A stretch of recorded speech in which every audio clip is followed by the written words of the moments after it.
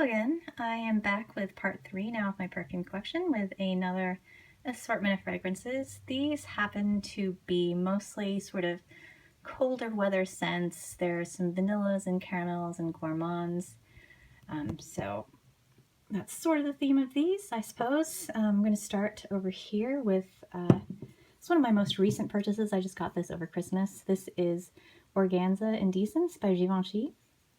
This is a perfume that was originally released in 1999 in different packaging. The bottle was sort of like a woman in a gown when it had this like sort of gold scrolly cap.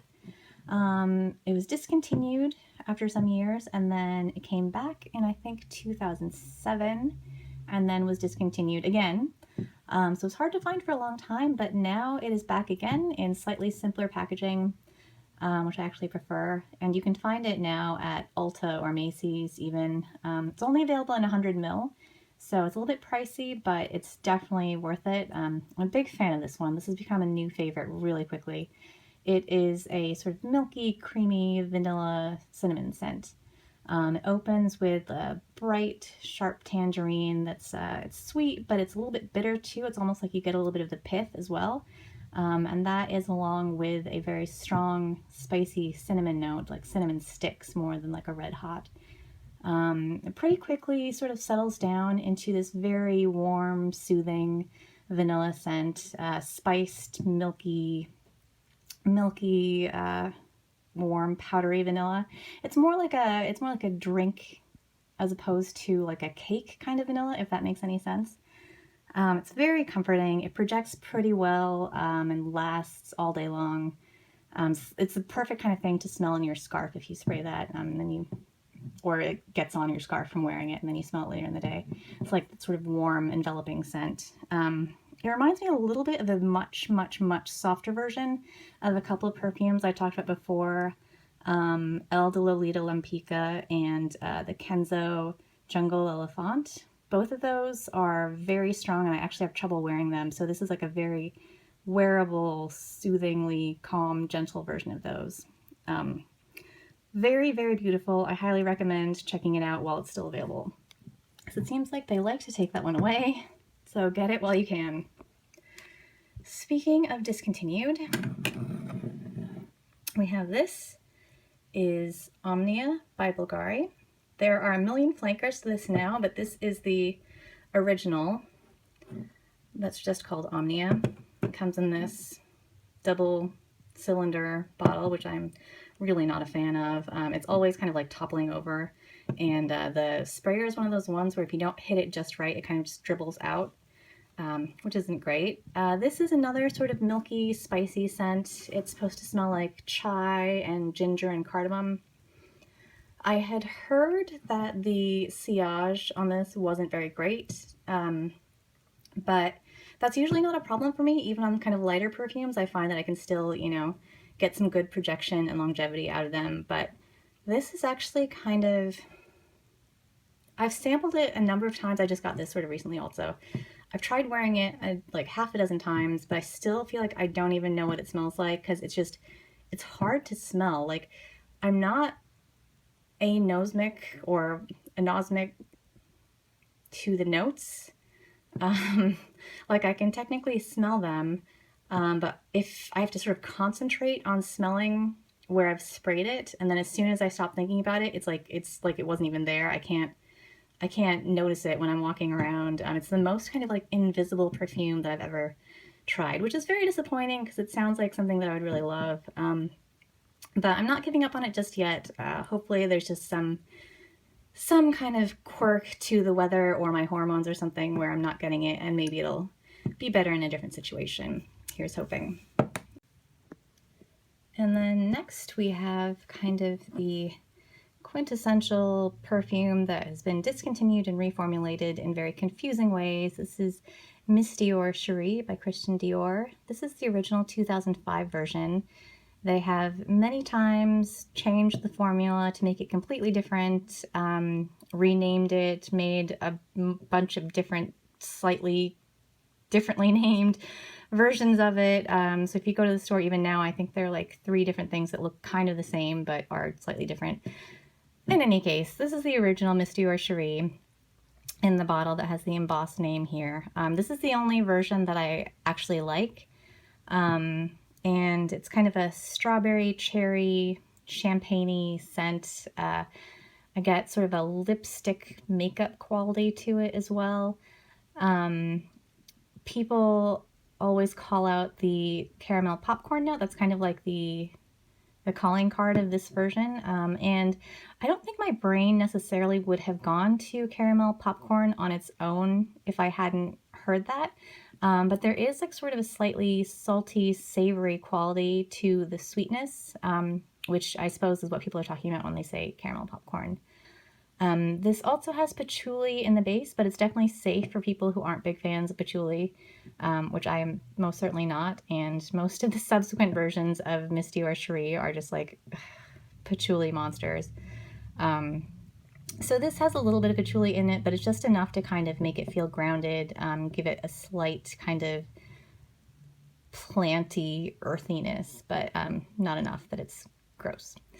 This is one of those perfumes where it's kind of difficult to get a hold of now. And so before I tried it, I wasn't even interested in learning whether I would like it or not. Because I figured, you know, why bother getting attached to something that's hard to find? But I was home for the holidays a couple years ago and was rummaging around in a cabinet and happened to find a few manufacturer's samples of this version, and I tried them and it turns out that I really liked it. So kind of almost unfortunately now I'm always on the hunt for more bottles of this, and I have this one, and then there's this one, and then there's this one. So you pick these up. It's kind of hard to find authentic bottles, but there are definitely guides with photos and stuff online where you can find the markers of what to look for if you are searching for this. The juice in these is all faded to slightly different colors, which I think happens with some pink perfumes in particular. And this is, you know, it's all, what, like a 7 or 8-year-old perfume probably in these batches. But in any case, they all smell the same and are wonderful. So if you are into something that you have to hunt for, maybe this is the thing for you. Put this away. All right, next up, this is Dreams by Mariah Carey. This is a perfume that I bought based entirely on the reviews on Fragrantica. Not really into the butterfly cap aesthetic of Mariah Carey, even though I think she's a national treasure. All I Want for Christmas Is You is one of my favorite Christmas songs ever. This is a very nice caramel scent. It is kind of a caramel, vanilla, fresh apple. It's very cheap. You can pick this up for under $20 easily. And it smells like higher quality than you might expect for the price, and definitely worth checking out if you're into caramel scents. Next, this is Just Cavalli for Her by Roberto Cavalli. This is a perfume that I got in a swap last year, and I feel like I still don't really know it that well. I haven't had a chance to wear it very much. But it's a fruity, floral, vanilla coffee scent, which sounds like a weird combination, but it's got some currant, actually the notes in this perfume are sort of weird. It's got some currant and like bamboo and citrus in the top, and then there are floral notes like water lily and then coffee beans in the middle notes, and then the base has like cedar and tobacco. So it's this kind of strange mix of like gourmand notes and then like watery floral bamboo things, which is a little bit unusual.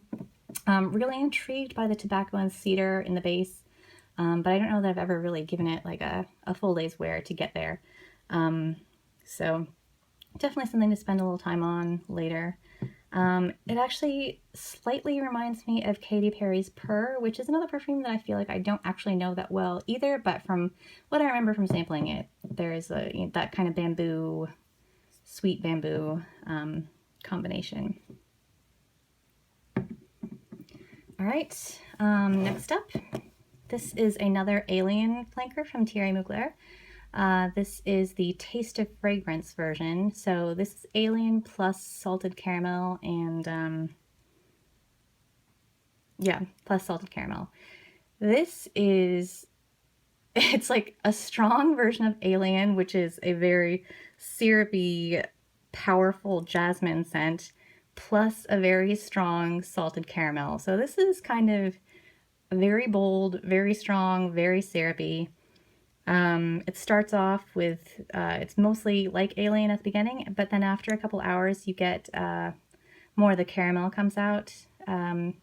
This is something that I think needs to be worn in cold weather. It's a bit much, and I haven't worn it that often, but great if you love Alien and gourmandy notes. So, and the bottle is very beautiful. Okay, so last one from this group is Cinema by Yves Saint Laurent in this beautiful gold bottle. This is another vanilla, but this is kind of a bright floral vanilla as opposed to some of these other more gourmandy vanillas. It has top notes of like a very sweet clementine at the top, and then you get some florals. I think there's almond blossom and jasmine, and then along with the vanilla in the base, you have some amber and musk. Very nice vanilla, and I love this kind of simple gold bottle. It's kind of like Metropolis or something. Yeah, so that is this next group from my collection. Sorry about the video being a little bit choppy. I had to keep stopping. Not important why. Anyway, hope you enjoyed it, and we will continue on in another time. Thanks.